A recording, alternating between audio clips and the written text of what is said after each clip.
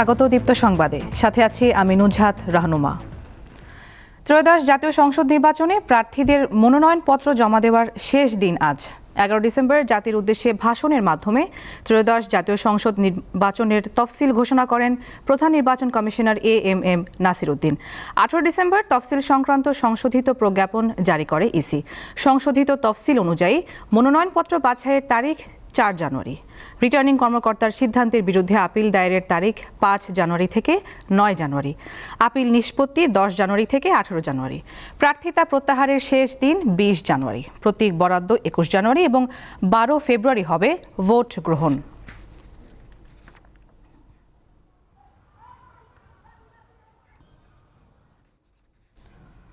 দর্শক, রাজধানীর সেগুনবাগিচায় ঢাকা বিভাগীয় কমিশনারের কার্যালয়ে মনোনয়নপত্র জমা দেবেন ঢাকার প্রার্থীরা। এই বিষয়ে আপনাদেরকে বিস্তারিত জানাতে আমাদের সহকর্মী রয়েছেন, সেখানে কথা বলছি মাহিদুর রহমানের সাথে। মাহিদুর, ত্রয়োদশ জাতীয় সংসদ নির্বাচনে মনোনয়নপত্র জমা দেওয়ার শেষ দিন আজ, তো প্রার্থীদের উপস্থিতি কেমন দেখতে পাচ্ছেন, সার্বিক চিত্র আমাদের জানাবেন।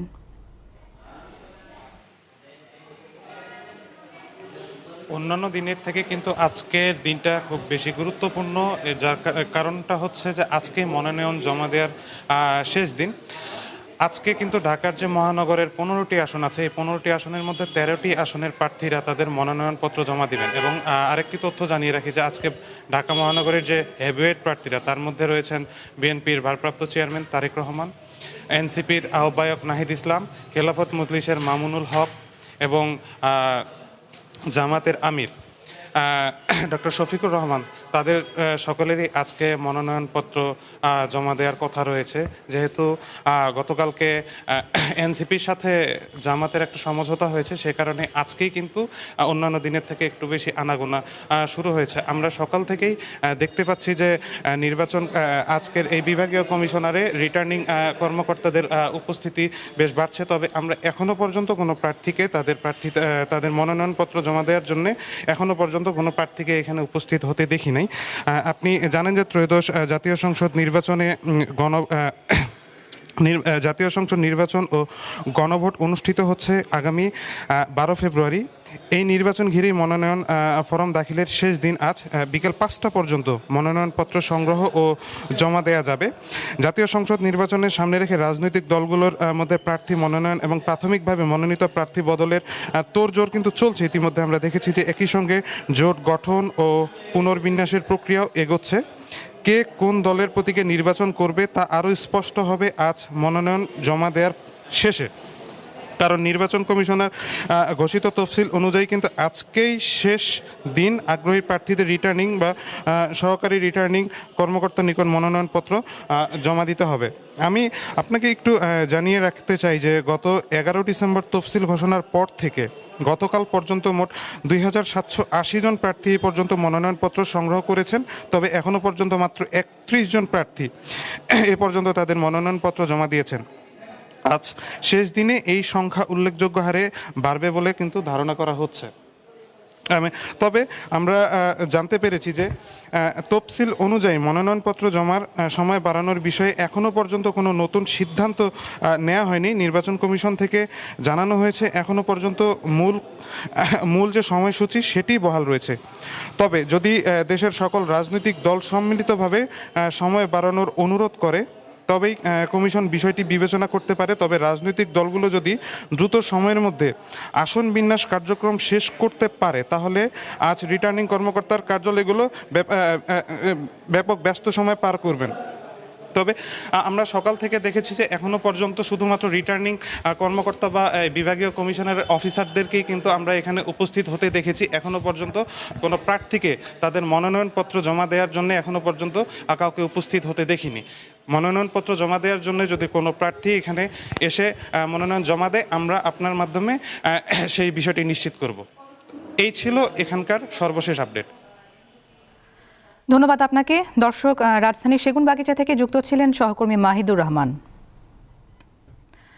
ত্রয়োদশ জাতীয় সংসদ নির্বাচনকে সামনে রেখে জামাত সহ সমমনা 8 দলীয় জোটের সঙ্গে আসন সমঝোতায় যুক্ত হয়েছে জাতীয় নাগরিক পার্টি এনসিপি ও লিবারেল ডেমোক্রেটিক পার্টি এলডিপি।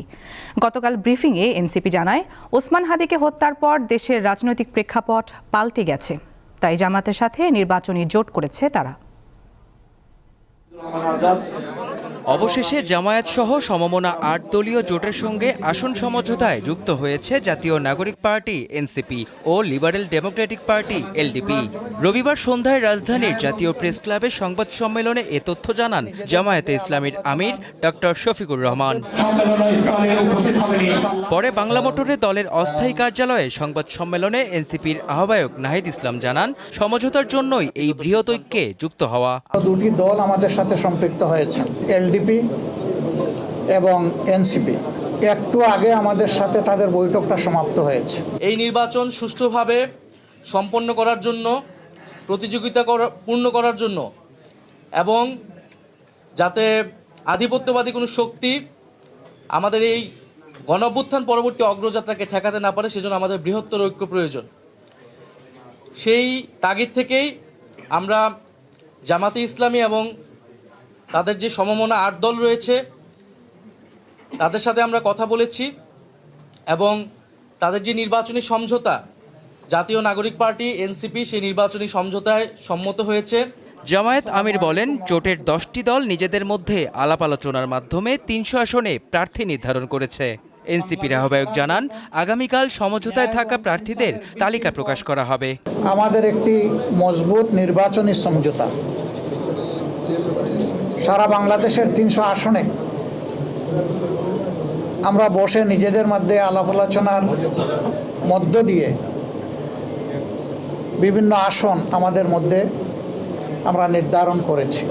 আমরা আমাদের যে লক্ষ্য উদ্দেশ্য, সেই লক্ষ্য উদ্দেশ্যে যারা ঐক্যমত এবং যারা নির্বাচনে জয়লাভের সম্ভাবনা বেশি থাকবে, মাঠে কাজ করেছে এতদিন, প্রার্থী হিসেবে জনগণের কাছে তারা নিজেদেরকে গ্রহণযোগ্য হিসেবে পরিচিতি লাভ করাতে পেরেছে, আমরা তাদের মধ্যে থেকে আমাদের যারা সর্বোচ্চ, যারা ভালো, তাদেরকে আমরা প্রার্থিতা দিব। যারা দলের সিদ্ধান্তের বিপরীতে অবস্থান নিয়েছেন তাদের সাথে আলোচনার পর ঐক্যমতে পৌঁছাবেন বলে আশা ব্যক্ত করেন নাহিদ ইসলাম। তিনি জানান, নতুন জোটে যাওয়ার কারণে আগের গণতান্ত্রিক সংস্কার জোট আর থাকছে না। আমাদের লক্ষ্য মেহেদী হাসান, দীপ্ত সংবাদ, ঢাকা। সারা দেশে শীতের তীব্রতা বেড়েছে, হিমেল হাওয়ার সঙ্গে রয়েছে ঘন কুয়াশা। এই অবস্থা থাকবে আরও 3 থেকে 4 দিন, এমনটি জানিয়েছে আবহাওয়া অফিস। দর্শক, আমরা দেশের কয়েকটি জেলা থেকে আপনাদেরকে শীতের খবর জানানোর চেষ্টা করছি। শুরুতেই আমরা যাচ্ছি পঞ্চগড়ে, সেখান থেকে যুক্ত হচ্ছেন সহকর্মী গোফরান বিপ্লব।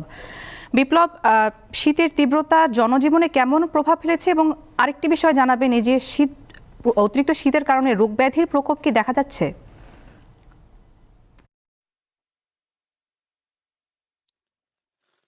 জি, নুরজাহান, শীতপ্রবণ এলাকা হিসেবে পরিচিত সর্ব উত্তরের জেলা পঞ্চগড়। এই পঞ্চগড়ে কিন্তু আসলে 2 দিন ধরে দেখা মিলছে না সূর্যের। এখন পর্যন্ত কিন্তু আমরা সূর্যের দেখা পাইনি, আর রোদ তো দেখাই যাচ্ছে না। আর ঘন কুয়াশা লেগে আছে। এখন অবশ্য ঘন কুয়াশার পরিমাণটা কম থাকলেও কিন্তু যে হালকা কুয়াশা সেটা কিন্তু বিরাজমান করতেছে এবং প্রবাহিত হচ্ছে ঠান্ডা বাতাস।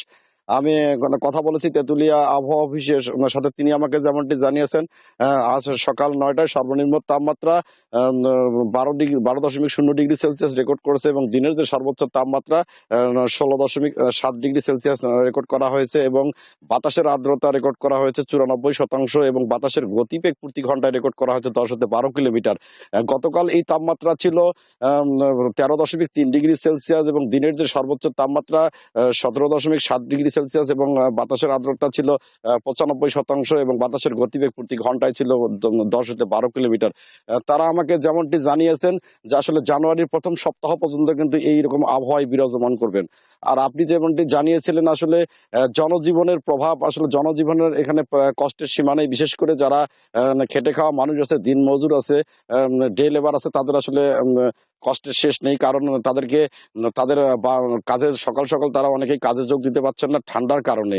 আর রোগ ব্যাধির কথা যেমনটি বলেছেন, আসলে আমি খবর নিয়েছি পঞ্চগড় আধুনিক সদর হাসপাতালের আরএমও ডাক্তার মনোয়ার হোসেন, তিনি শিশু বিশেষজ্ঞ ডাক্তার মনোয়ার হোসেন, তিনি আমাকে যেমনটি জানিয়েছেন, প্রতিদিন হাসপাতালে 250 হতে 300 রোগী হাসপাতালে আসছে। বিশেষ করে শিশু এবং বয়স্করা শীতজনিত রোগে আক্রান্ত হচ্ছেন। যারা বেশি আক্রান্ত হচ্ছেন তাদেরকে হাসপাতালে ভর্তি করে নিয়মিত চিকিৎসা সেবা প্রদান করা হচ্ছে এবং যারা কম আক্রান্ত হচ্ছেন তাদেরকে আসলে আউটডোর থেকে চিকিৎসা প্রদান করে বাড়িতে পাঠিয়ে দেওয়া হচ্ছে। এই ছিল আমার কাছে সর্বশেষ তথ্য। রেহনুমা। বিপ্লব, ধন্যবাদ আপনাকে। দর্শক, এবার আমরা যাচ্ছি পটুয়াখালীতে। পটুয়াখালী থেকে যোগ দিচ্ছেন সহকর্মী মোহাম্মদ ইমরান। ইমরান, আমরা জেনেছি শীতে নাকাল উত্তরের জনজীবন, তো পটুয়াখালীর অবস্থা সম্পর্কে আমাদের জানান। নুজহার, দেখুন, পটুয়াখালীর আকাশ কিন্তু গত 2 দিন ধরে ঘন মেঘাচ্ছন্ন রয়েছে। সেই সঙ্গে ঘন কুয়াশার ঘেরাটোপে কিন্তু চারপাশ ঢাকা রয়েছে। গত 2 দিনেও কিন্তু এই উপকূলের মানুষ সূর্যের দেখা পায়নি। এছাড়া গতকাল সকাল থেকে দুপুর পর্যন্ত এবং আজ সকাল থেকে এখন পর্যন্ত কিন্তু উপকূলীয় এলাকায় কিন্তু গুড়ি গুড়ি বৃষ্টির মতো কুয়াশা ধরছে। এই কুয়াশার কারণে কিন্তু রাস্তাঘাট একেবারে ভিজে গেছে, যার কারণে এই ঘন কুয়াশা এবং এই গুড়ি গুড়ি বৃষ্টির মতো কুয়াশার কারণে কিন্তু সবচেয়ে বেশি বেকায়দায় পড়েছেন বাস চালক থেকে শুরু করে পরিবহন চালকরা এবং নৌ রুটের যে সকল যানবাহন রয়েছে এ সকল যানবাহন চালকরা কিন্তু অনেকটা বিপাকে পড়েছেন। এছাড়া এখানকার আবহাওয়া অফিসের সঙ্গে আমরা কথা বলেছি। গতকালের তুলনায় আজ তাপমাত্রা কিছুটা বাড়লেও গতকাল কিন্তু এই উপকূলে জেলার কলাপাড়ায় কিন্তু তাপমাত্রা রেকর্ড করা হয়েছিল 11.8 ডিগ্রি সেলসিয়াস। আজ কিন্তু তাপমাত্রা কিছুটা বেড়েছে, আজ কিন্তু তাপমাত্রা 14 ডিগ্রি সেলসিয়াস রয়েছে। কিন্তু তারপরও আসলে এখানে ঘন কুয়াশা এবং সূর্যের দেখা না মেলায় এবং হিম বাতাসের কারণে শীত কিন্তু অনেকটা বেশি অনুভূত হচ্ছে। আমরা দেখেছি অনেক মানুষ কিন্তু শীতের কারণে বেকায়দায় পড়েছেন। তৃণমূল মানুষেরা কিন্তু অনেকটা চরম ভোগান্তিতে রয়েছেন এবং এখানকার যে সকল শ্রমজীবী মানুষ রয়েছে তারাও কিন্তু অনেকটা ভোগান্তিতে পড়েছেন। আমরা এখানকার আবহাওয়া অফিসের সঙ্গে কথা বলেছি, তারা যেটা জানিয়েছেন যে জানুয়ারি মাস জুড়ে কিন্তু শীতের তীব্রতা অপরিবর্তিত থাকবে এবং এই শীতের তীব্রতা আরো বাড়তে পারে এবং ঘন কুয়াশা আরো বাড়তে পারে, সেটা কিন্তু জানিয়েছেন।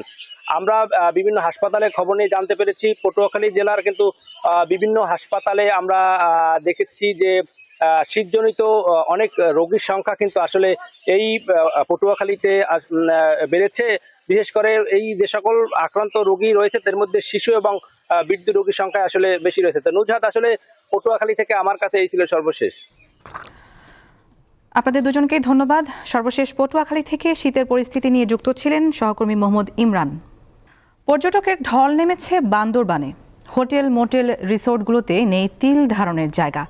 বগালেক, কিওক্রাডং, তমাতুঙ্গি ও রেমাক্রি পর্যটন কেন্দ্রে গত মাস থেকেই পর্যটকের ভিড় বাড়তে থাকে। নৈসর্গিক প্রাকৃতিক সৌন্দর্যের লীলাভূমি বান্দরবান যেতে ভ্রমণ পিপাসুরা বছর ধরে অপেক্ষা করেন শীত মৌসুমের জন্য। অন্যান্য বছরের মতো এবারও পরিবার পরিজন, বন্ধু বান্ধবরা দলবল নিয়ে জড়ো হচ্ছেন বান্দরবানের বিভিন্ন পর্যটন কেন্দ্রে। কিওক্রাডাঙে আমরা একটা স্টে করে আবার আজকে ব্যাক করছি। তো আল্লাহর রহমতে বগালেকে খুব ভালো লেগেছে। আর কিওক্রাডাঙে থেকে ফেরার সময়, দার্জিলিং পাড়া হয়ে ফেরার সময় আমাদের যে এখান থেকে এই যে ভিউটা মেঘের নিচে লেক, এটা আমাদের খুব ভালো লেগেছে। পাহাড়ের সৌন্দর্য উপভোগ করতে পর্যটকরা ভিড় করছেন কিওক্রাডং, চিম্বুক, নীলগিরি ও নীলাচলে। আমরা আজকে অনেকগুলো জায়গা ঘুরে এসেছি বান্দরবনে, জায়গাগুলো খুবই সুন্দর ছিল। বাট এবার আমি আসতে পেরেছি, আর এখানে আমি বগালেকটা দেখলাম, তারপরে কিওক্রাডংটা দেখলাম। আসার পথে যে প্রতিটা স্পটেই মানে যে সৌন্দর্য, আলহামদুলিল্লাহ। পর্যটকদের ভিড় বাড়ায় খুশি পর্যটন ব্যবসায়ীরা। আমাদের জন্য অনেক লোকসান ছিল 3 বছর ধরে, তবে আমরা আস্তে আস্তে ধীর গতিতে উঠতে পেরে। পর্যটকদের ভ্রমণ নিরাপদ ও আনন্দদায়ক করতে সব ধরনের নিরাপত্তার ব্যবস্থা গ্রহণ করেছে tourist police. Tourist police Bandarban রিজনের পক্ষ থেকে আমাদের বিভিন্ন পর্যটন স্পটগুলোতে আমাদের টহল ডিউটি অব্যাহত থাকবে। কোনো পর্যটক যদি হয়রানির শিকার হন তাহলে আমরা আমাদের টহল ডিউটি অথবা জেলা প্রশাসন অথবা জেলা পুলিশের মাধ্যমে আমরা আমাদের আইনগত ব্যবস্থা গ্রহণ করে থাকি। বান্দরবান জেলায় প্রত্যক্ষ ও পরোক্ষভাবে 30,000-এর বেশি মানুষ পর্যটন শিল্পের সাথে জড়িত। কামরুন নাহার, দীপ্ত, বার্তাকক্ষ।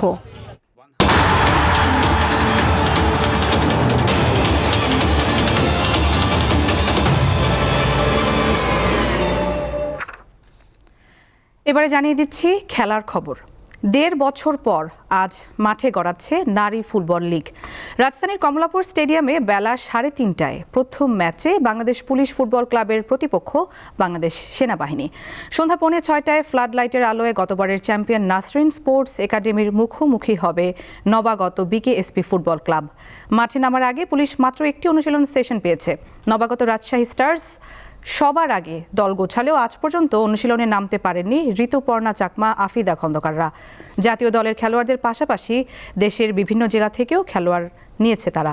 প্রথমবারের মতো লিগে 4 জন করে বিদেশি ফুটবলার নিবন্ধনের সুযোগ থাকলেও রাজশাহী ও ফরাশগঞ্জ ছাড়া আর কেউ বিদেশি ফুটবলার দলে নেয়নি। সিঙ্গেল লিগ ভিত্তিতে প্রতি দলের ম্যাচ হবে 10টি। মাত্র 1 মাসেই লিগ শেষ 30 জানুয়ারি।